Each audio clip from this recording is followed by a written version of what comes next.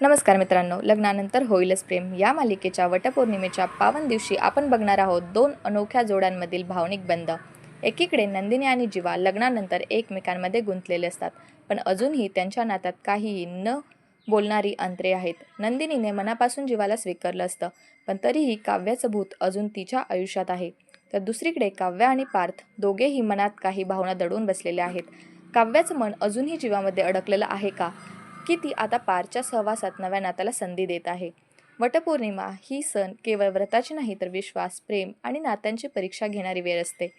आज नंदिनीने जीवासाठी वडाची पूजा केली, उपवास केला, पण काव्याचे डोळे अश्रूंनी भरलेले होते. ती पण जीवासाठी काहीतरी म्हणत होती, मनातून का होईना.